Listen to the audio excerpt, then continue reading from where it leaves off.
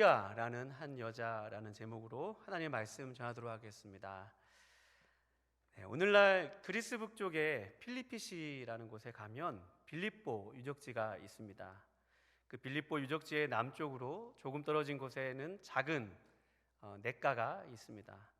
그 냇가 곁에는 잘 조성된 조경과 아름드리 나무 한 그루가 서 있습니다.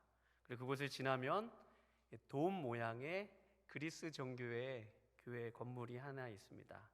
바로 이곳은 유럽 최초의 결신자였던 루디아 기념교회입니다. 이곳의 입구에는 두 그림이 있는데요. 사도 바울의 초상화가 있습니다. 먼저 사도 바울의 초상화가 있는데요. 그 초상화에는 하기야 바울로라는 헬라어의 이름이 새겨져 있습니다. 성자 바울이라는 뜻입니다. 하기야라는 말은 성자라는 뜻입니다. 그리고 바울의 초상화 옆에 루디아의 초상화도 있습니다. 역시 거기에는 하기야 루디아라는 이름이 새겨져 있습니다. 하기야는 성녀라는 뜻이죠. 성자 루디아라는 뜻입니다. 그리스 사람들은 루디아를 오늘날까지 성녀로 부르고 있습니다. 오늘 말씀은 무엇이 그녀가 성녀로 불려지게 되는지를 살펴보는 시간이 될 것입니다. 오늘 말씀을 통해 우리를 향하신 하나님의 은혜와 계획을 발견하는 복된 시간 되시기를 바랍니다. 바울의 태생은 유대인입니다. 그런데 자란 곳은 오늘날 튀르키예입니다. 특별히 남동부 타르수스, 곧 성경 지명의 길리기아 다소 출신의 사람입니다. 바울은 2차 전도 여행 중에 디모데, 실라 그리고 누가와 동행했습니다. 바울은 2차 전도 여행 중에 되도록 자신의 고향이었던 튀르키예의 주요 거점들을 전도하려고 했던 것 같습니다.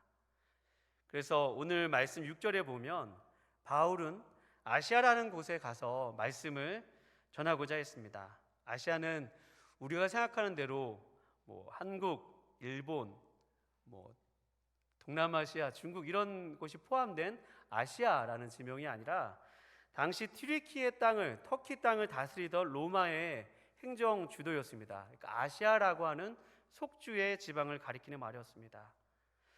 그 아시아 서쪽 지방에는 에게해 근방인데요, 서쪽 해안가에 오늘날 이즈미르 지방의 에페스라는 곳이 있습니다. 거기 가면 셀치욱이라는 곳에 고대 유적지가 있는데요, 에베소, 우리가 잘 알고 있는 에베소서의 그 에베소입니다. 그 에베소는 당시 경제와 문화 그리고 학문과 정치, 종교가 어우러져서 굉장한 문화가 융성했던 그런 곳입니다. 바울은 아시아로 가고자 했던 것으로 봐서 아마 이 에베소까지 가려던 것이 아닌가 미루어 짐작할 수 있습니다. 그런데 오늘 말씀에 보면 성령이 아시아에서 말씀 전하는 것을 허락하지 않았다라고 하였습니다. 그러니까 아시아로 가고자 했으나 아시아로 갈 수가 없었습니다. 그래서 이번에 방향을 돌려서 어디론가 가고자 그냥 중간 지점까지 왔습니다. 그리고 오늘 말씀에 보면 16장 7절 무시 앞에 이르러 비두니아로 가고자 애쓰되, 비두니아는 당시 비두니아 본도로서 훗날 동로마 시대에 1000년 동안 이 튀르키예의 수도였던 콘스탄티노플이 있는 곳이 바로 비두니아입니다. 이 콘스탄티노플은 오스만 제국이 점령한 후에는 그 이름이 오늘날의 이스탄불로 바뀝니다.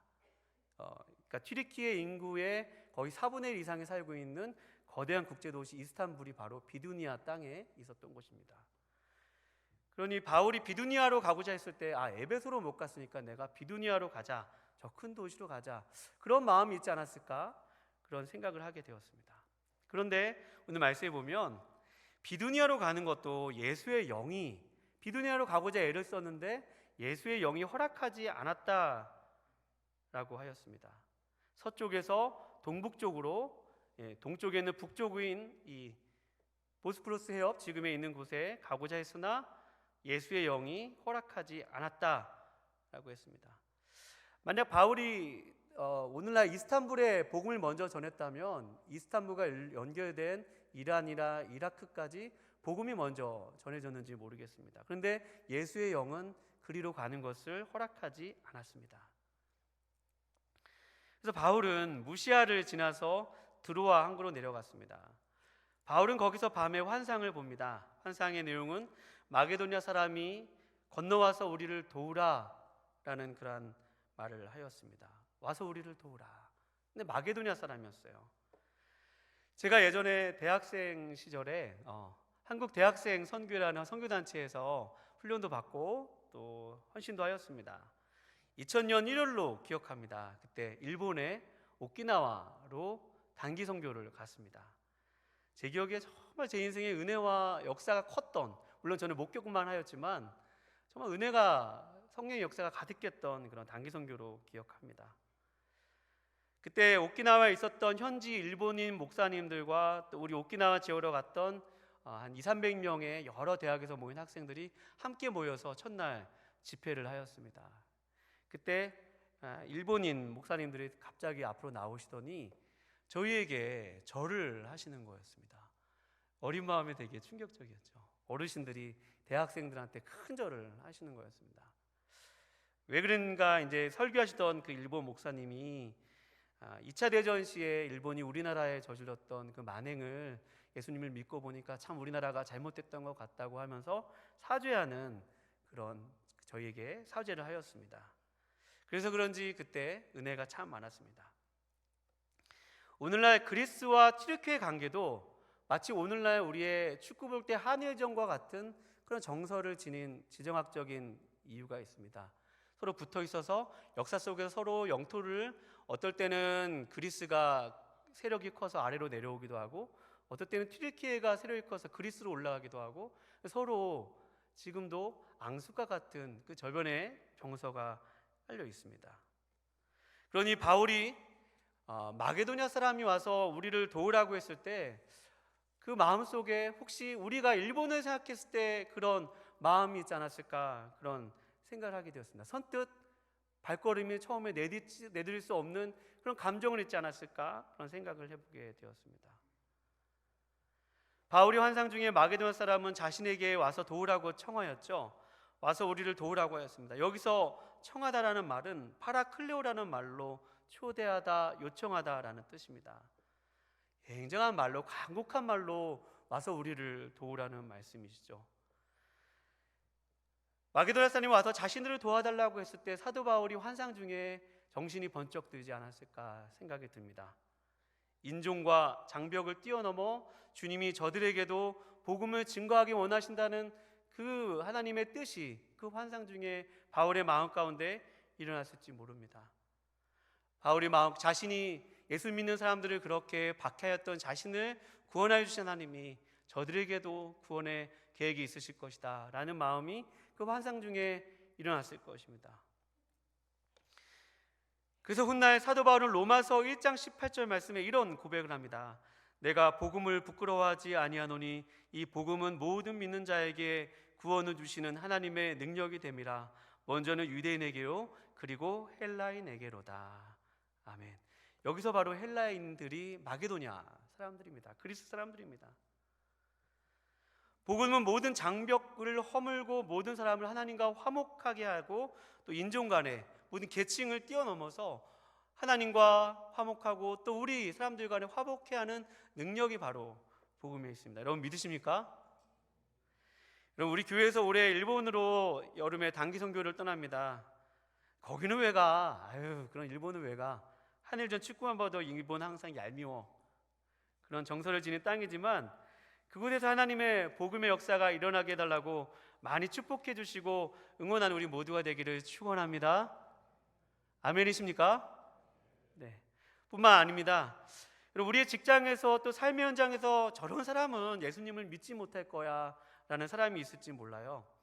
제가 말씀을 준비하면서 이 친구가 생각났어요. 차병호라는 친구인데요, 실명을 밝혀도 이 차병호는 저와 대학 때 같은 과 학생이었습니다. 이 친구는 제가 대학생 때 그 CCC 활동한다는 것 때문에 많이 처음에 저랑 친하게 지내는데 제가 이제 CCC 활동하다 보니까 이 친구와 많이 시간을 많이 못 가졌습니다. 그래서 저한테 처음에 저랑 되게 친했던 친구인데 대학생 활동한 저를 참 많이 마음을 어렵게 했던 그런 친구입니다.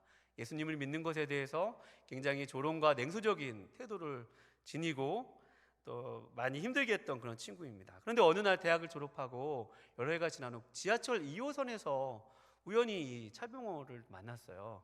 그래서 어디 가냐고 했더니 이 친구가 말하는 것이 어디 가냐고 했더니 올림픽공원 그쪽에 간다고 하더라고요. 거기 왜 가냐고 했더니 교회 간다라고 얘기하더라고요.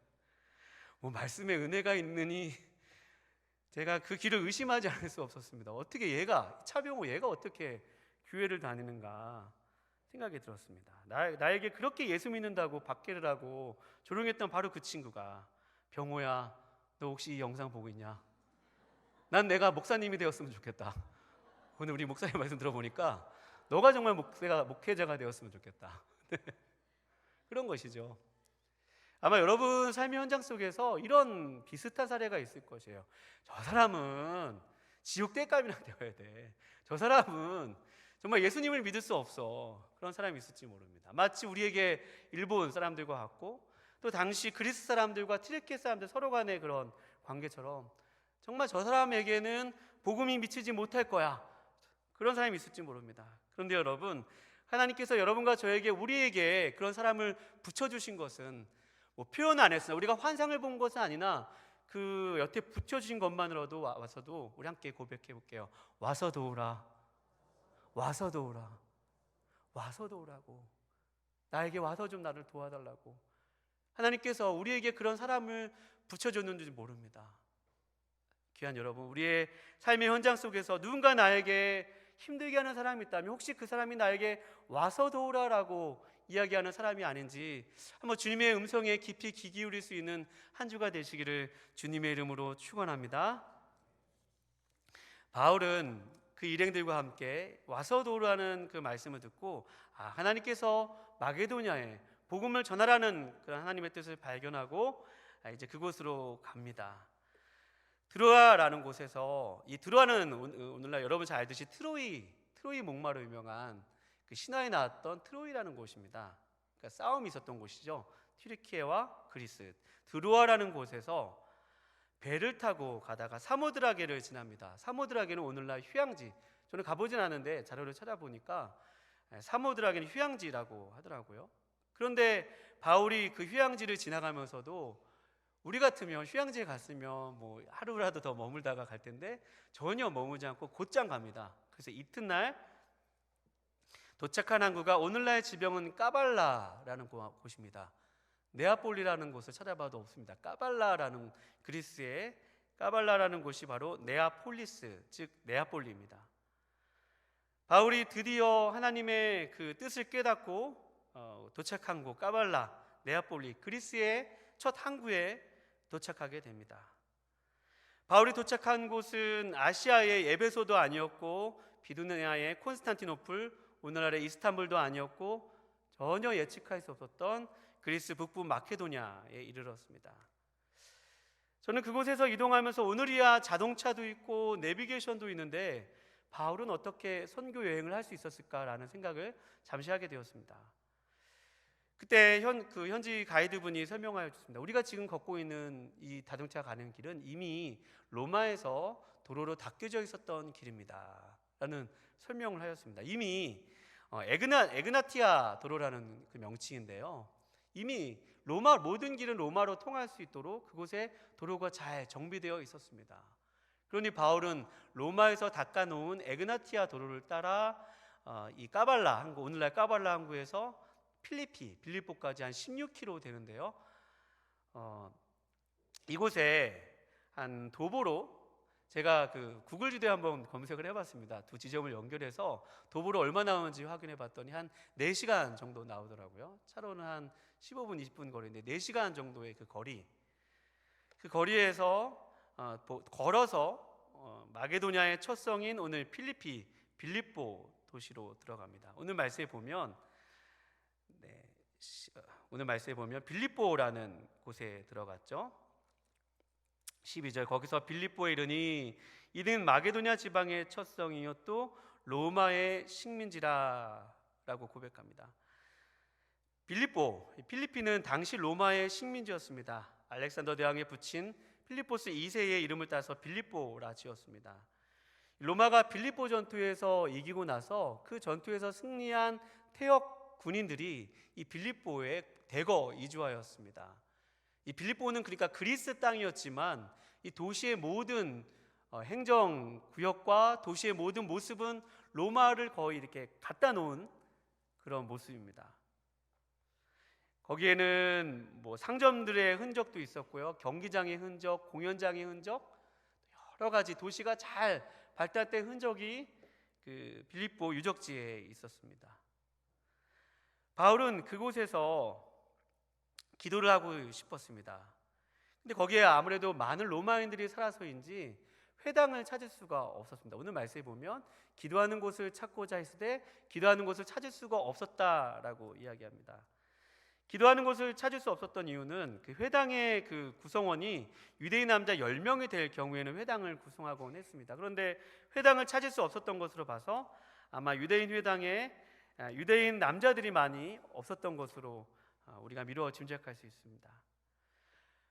바울은 그래서 안식일에 성문 밖 거기 보면 강가라고 했는데 강기데스 강이라는 강이 있습니다. 거기에 기도를 하는 여인들이 있다는 말이 들었습니다.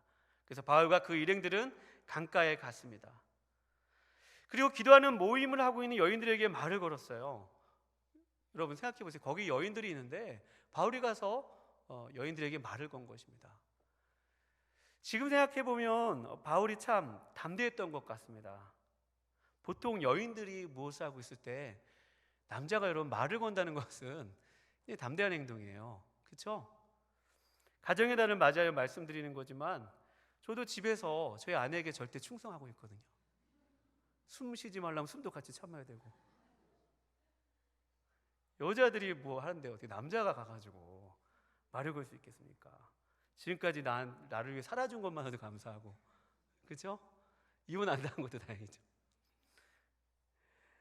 이 여인들, 사도 바울이 여인들에게 말을 담대하게 거들고 또 오늘 말씀에 보면 하나님의 말씀을 전했습니다. 복음을 증거했어요. 아마 이 여인들에게 말씀을 전하는 것이 내가 엊그제 며칠 전에 마게도냐 사람이 와서 도우라는 그 환상이 이 여인들을 위한 그런 말씀은 아닐까? 라는 생각을 가지고 사도 바울이 그 여인들에게 하나님의 말씀을 증거했습니다. 이 루디아, 오늘 말씀에 보면 루디아라는 한 여인에게, 루디아라는 이름의 한 여인에게 말씀을 전했습니다. 그랬더니 이 말씀을 듣고 있을 때 주께서 그 마음을 열어 바울의 말을 따르게 하신지라 라고 얘기했어요. 여기서 이 루디아를 소개하고 있는데요, 이 두아디라시아에 있는 자색 옷감 장수로 소개하고 있습니다. 이 두아디라시는요, 초대교회, 소아시아 7교회 중에 두아디라 교회라고 있잖아요. 거기 튀르키예의 서쪽에 보면 두아디라 시가 있습니다. 그쪽 서쪽은 가죽 제품이라든지 모 제품이라든지 거기 염색으로 굉장히 지금도 그 산업이 유명한 곳입니다. 특별히 두아디라는 그 빨간색 염료로 유명한 곳입니다. 그 물들이는 그 염료 있지 않습니까? 그것으로 유명한 곳이 바로 두아디라시예요. 여기서 이 두아디라 출신의 이 여인, 튀르키예 여인, 또 이 튀르키예 여인이 지금 헬라의 이 그리스의 이 빌립보에 와서 가죽 제품 이 염료를 팔고 있는 것입니다. 여러분 우리가 그 배너라는 영화 봐서 알듯이 여러분 배너라는 영화 보면 로마군들의 옷의 망토가 무슨 색이에요? 빨간색이죠. 그러니까 이 빌립보 성에 이 로마 군인들이 많이 있었다고 그랬지 않습니까? 퇴역 군인들도 많이 있었고 또 로마 군대가 여기 주둔하고 있었습니다. 그러니까 이 염료를 파는 이 일이 굉장히 부가가치가 높았던 것을 우리가 미루어 알 수 있습니다. 그러니까 루디아는 그곳에 그냥 단순히 와서 파는 그러한 장사가 아니라 거부였습니다. 굉장히 사업 규모가 컸던 그런 여인이었어요. 여러분 오늘날에도 실크로 된 그러한 제품이 굉장히 값이 많이 나가잖아요.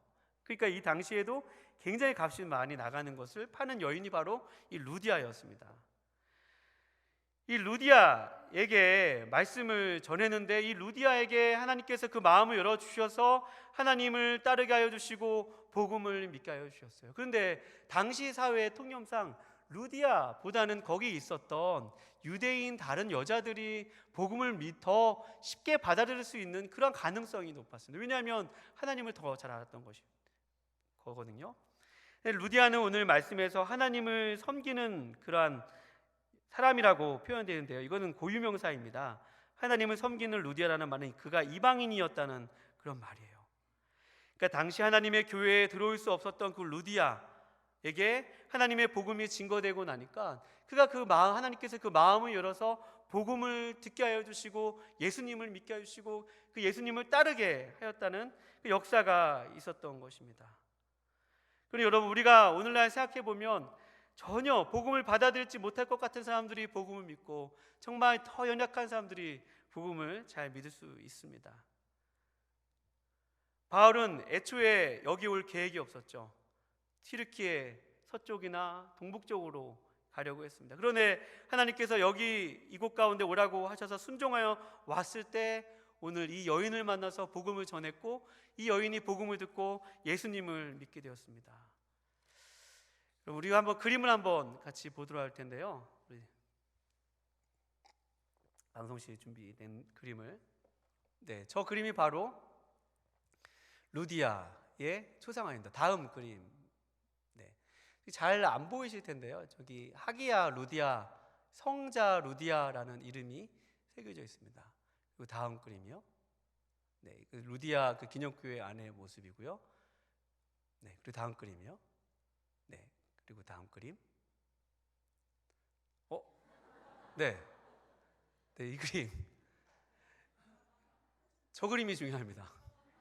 제가 나와서 중요한 게 아니라 저 강가가 아마 오늘날 그 사도 바울이 세례를 주었던 이 루디아를 세례 주었던 세례터라고 지지를 받는 곳입니다. 저기일 수도 있고 또 다른 한 몇 군데라고 추정되는 곳이 있는데 저기 있다고 믿고 제가 설교를 했을 때 저곳이 바로 루디아가 세례받았던 곳입니다.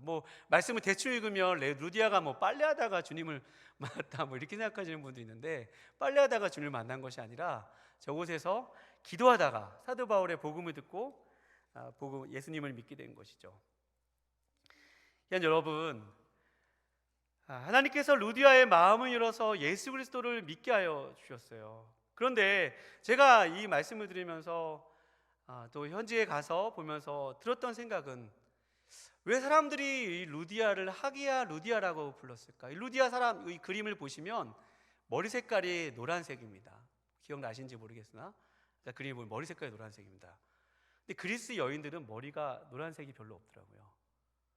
얼굴은 유럽 사람인데 머리 색깔은 한국 사람의 검은색 머리 색깔이 거의 대부분이었습니다. 그러니까 루디아는 그 노란색 머리는 아마 그 튀르키예의 그런 사람들의 머리 색깔이 아니었을까, 그런 개인적인 생각을 해보았습니다. 그런데 그런 이 여인을 지금도 성자 루디아, 하기야 루디아라고 부르면서 1970년도에 저 교회를 세웠다고 제가 자료에서 찾아보았습니다.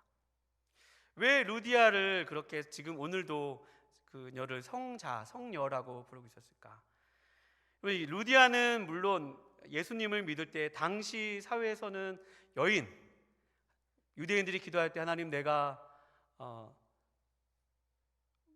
여인으로 태어나지 않은 것을 감사합니다. 내가 이방인으로 태어나지 않은 것을 감사합니다라고 기도할 정도로 그렇게 여인들은 소외되고, 근데 여인들은 그 당시에 천대받던 사람입니다. 아무리 루디아가 거상이었다고 하지만 어쨌든 그 시대적 배경 속에서 여인들은 사회의 주 무대에 나올 수 없는 그런 신분을 갖고 있었습니다. 그런데 하나님께서 이제 복음이 전개된 이후에는 여인들도 이 역사의 주무대로, 하나님의 역사의 주무대로 세우고자 이 루디아를 변화시키시기 위해서 하나님께서 바울이 처음으로 에베소로 가고자 했을 때 방향을 이렇게 바꾸시고, 또 비두니아로 가고자 했을 때 이렇게 방향을 바꾸셔서 루디아가 있는 빌립보까지 오게 하여 주셔서 루디아가 복음을 듣게 하여 주시고 그가 변화가 되었습니다. 그가 변화가 된 다음에 나로 세례받게 하여 주십시오, 나로 내 집사람들 모두 세례받게 하여 주십시오. 전승에 의하면 루디아가 굉장히 좀 남자 같은 그런 성격의 사람이었다고 그래요. 그래서 막 사도 바울이 안 가겠다고 하는데 우리 집에 와서 당신 전도팀들 다 우리 집에 와서 내가 대접할 테니까 여기 머물라고 강권하였다는 그런 이야기가 있습니다. 오늘 루디아, 거상이었던 그 루디아, 어떻게 보면은 거상이었다는 것은 그의 모든 인생의 초점이 아무래도 많은 장사와 또 경제적인 것에 모든 초점이 맞춰져 있었을 것입니다. 어떻게 하면 경제적인 이익을 많이 남길 수 있을지, 어떻게 하면 어느 곳에 장사하여야 나에게 경제적인 이득이 있을지 많이 생각했을 그런 여인이었을 것입니다. 근데 그의 마음속에 성령이 부음받고 하나님께서 그 마음을 열어서 예수 그리스도가 누군지 보게 되었을 때 그의 인생의 가치관과 그의 모든 것이 바뀌게 되었어요. 지금까지 내가 나를 위해서 살고, 지금까지 내가 돈을 인생에 버는 것이 모든 목적이 돈을 버는 것이었다면, 내가 이제는 나 자신만을 위해서 사는 것이 아니라 하나님을 위해서 살아야겠다. 내가 복음을 위해서 살아야겠다. 그런 마음으로 바뀌었을 것입니다. 그래서 훗날 이 빌립보 교회가 예루살렘 교회에 많은 연보를 하라는데요, 이 아마 루디아가 많은 역할을 하였을 것으로 짐작이 됩니다. 이 루디아의 집이 빌립보 교회, 초대 빌립보 교회가 시작됐던 집이 바로 이 루디아의 집이었고, 루디아가 아마 자신의 집에서 사도 바울뿐만 아니라 많은 사람을 초대해서 어려운 사람이 있으면 도와주기도 하고, 또 그들에게 복음을 전하기도 하고, 초대 교회 빌립보 교회 지도자로서 많은 사람들에게 영향력을 끼쳤던 사람입니다. 이 루디아를 통해서 복음이 전해지고, 이 루디아를 통해서 복음이 유럽 전역에 확산되어질 수 있는 불씨가 바로 이 루디아를 통해서 들어온 것입니다. 이 루디아를 통해서 복음이 유럽 전역으로 확산되어지고, 유럽에서 대서양을 건너 어디로 갔죠? 미국으로 가고, 미국에서 태평양을 건너 조선으로 오고, 또 우리나라에서 또 세계 각지로 선교사님들이 지금도 선교하러 가고 있습니다. 바로 그 시발점이 또 이 루디아가 변화된 바로 그곳이었습니다. 루디아가 자신의 삶을 들여서 헌신하고, 자신의 삶을 들여서 교회를 위해서 자신의 가진 모든 것을 아끼지 않았을 때 초대교회의 그 유럽의 교회가 확산되어지는데 귀하게 통로로 쓰임을 받게 되었습니다. 귀한 여러분, 여러분과 저의 삶 속에서도 하나님이 나 같은 사람을 구원하신 그 이유가 있다면, 혹시 나를 통해서 하나님의 나라가 확장되어져 가는데 나를 부르신 것이 아닐까? 여러분과 제가 오늘 이 말씀을 통해서 확인하는 귀한 시간 되시기를 주님의 이름으로 축원합니다.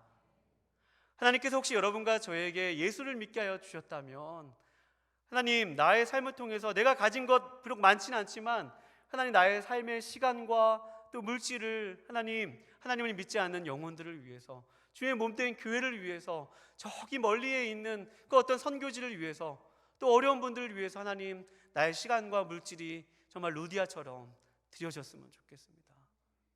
내가 그렇게 살고 싶습니다. 루디아라는 이름의 한 여자, 오늘 성경에는 루디아라는 이름의 한 여자이지만 그리스 사람들은 그녀를 성자 하기야 루디아라고 부르고 있습니다. 하나님의 은혜가 그를 많은 사람들에게 영향력이 있는 인물로 만들었죠. 귀한 여러분, 오늘날 21세기에도 여러분과 제가 하나님께서 루디아로 부르셨음을 믿는 우리 모두가 되기를 주님의 이름으로 축원합니다. 나의 삶의 자리에서 나의 가진 모든 것들을 주님 앞에 드려서 주의 나라와 복음을 위해서 헌신할 때에, 오늘도 주님을 알지 못하고 지금도 어딘 곳에서 와서 우리를 도우라고, 나에게 와서 도우라고 초대하는 그 이웃의 초대가 우리 주위에 있음을 믿고 나의 삶을 드려서 복음을 위해서 이렇게 헌신하는 우리 모두가 되시기를 거룩하신 주님의 이름으로 축원합니다. 네, 기도하시겠습니다.